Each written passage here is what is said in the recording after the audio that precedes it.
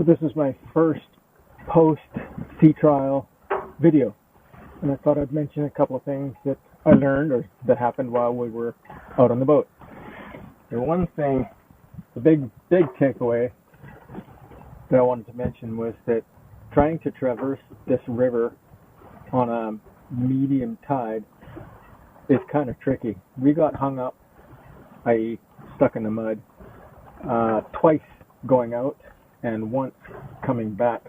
The tide was 8.8 feet at both times. It was 8.8 going out, and we spent a few hours out there, and it was 8.8 feet coming back. Now, I have made it a policy never to traverse the river on a falling tide. That would just be painfully suicidal. Reason being that if you're going out on a rising tide and you get really stuck, the tide will lift the boat and then you can maneuver your way out. The best approach to getting in and out of the river would simply be to wait until there's a better tide, like a 9.5 foot or 10 foot tide. The high tide on the river is 14 feet, so at 10 feet there should be enough water under the keel to be able to find the way out. The deep channel in the river is not marked. You have to simply know where it is. You have to have local knowledge, and I suppose the more I do that, the better I'll get at it. But right now, it's kind of tricky. Like I said, we got stuck twice going out, and we got stuck once coming back. Not badly, but just, kind of like, we're in the mud, and then had to throw the engine in reverse and go hard to get, back it out. The other thing that happened while we were out there was my topping lift came apart. The shackle on the topping lift decided to go AWOL, and we were sailing along, and I heard some clunking around, and I looked up, and the topping lift just flapping in the breeze. So the top shackle, I don't know what happened to it, whether it simply came undone or broke or what. It decided to leave us. So I had to get a new shackle, and I installed that on the topping lift. I'll show you. This guy here, that's a new shackle that I picked up this morning, and I have installed it, and I cranked it up tight, so it's not super tight, but tight enough.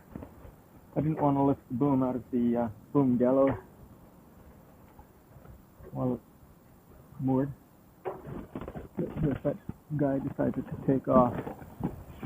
What else did I learn? Well, for the first time I've actually used these winches, the or jib sheet winches. They are Barlow single winches, single stage, so there's no reverse for second gear on these. There's no self-tailing, and with 110% Genoa filled with wind, these suckers are really hard to crank in. Both me and my crew. I'm a little guy. I'm only 5'8". My crew is 6 foot, and he's younger and probably stronger than I am, and he had a hard time with it too. He admitted that they are tough winches to have to deal with. So the winches on the mast were perfect, but these ones I think at some point in the future I'm going to have to replace. The roller furling worked flawlessly. The main sail worked flawlessly, but what I realized was it was a perfect day out there. We had 10 knots average of wind. It was dropping down to about, the lowest I saw was about 6 knots, and then hovering around 8 knots for a bit, but mostly it was around 10 knots. But what I realized was that if we had run into a little bit of a squall or gale or whatever, I don't have a reefing system in place. I've got reef cringles on the mainsail, but I don't have any kind of hardware or running rigging to make a reef happen. So that is something I absolutely must address before we do any serious sailing, say in the wintertime. The summertime here, those kind of winds that we experienced are normal. But, getting caught out without the ability to reef properly would be a bit of a disaster. So I suppose I could jury rig something, but it would be better to have something in place before that happens. I would like to basically do just some simple slab reefing where I can drop the sail up front, hook the cringle over the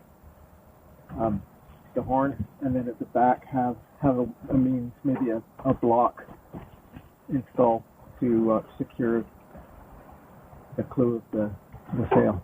So I thought, yes, that's important.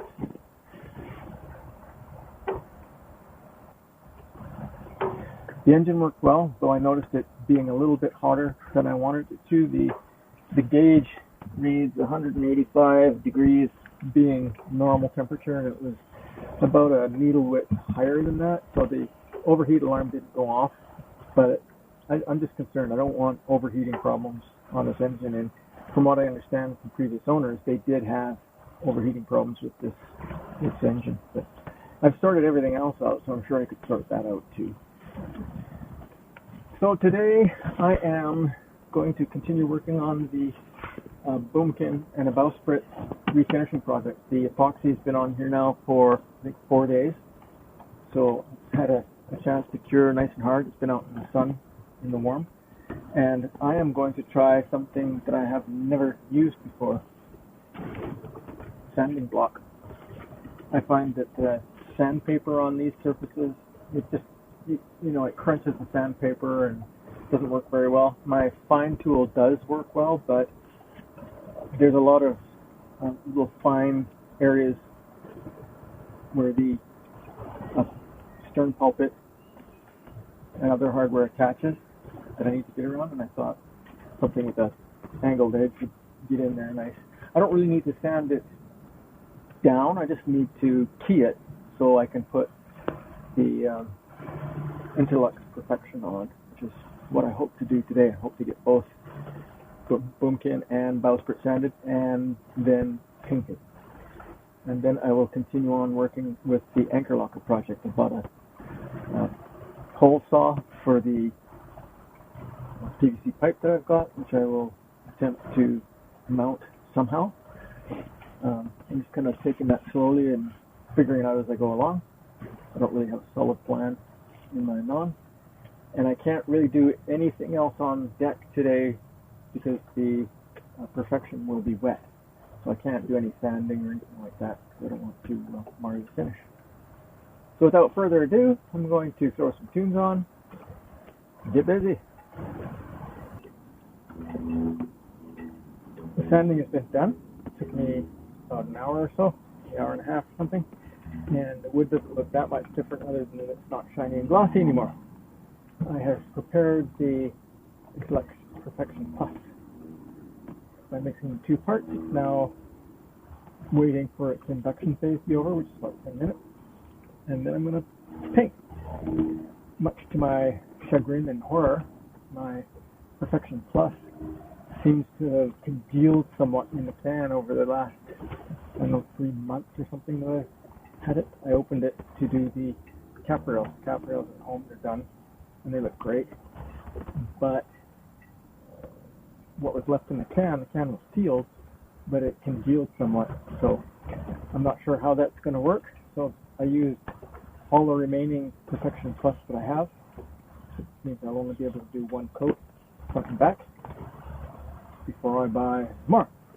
And I'm going to have to buy some more because I need to refinish the hand rails. I need to finish the bowsprit platform, and I need to do the rub rails on the side of the boat. Those are jobs that can wait for another day. Teak won't deteriorate like the pine will, so I'm not really concerned about it. I can hear the alarm for the induction phase, so it's time for me to get painting.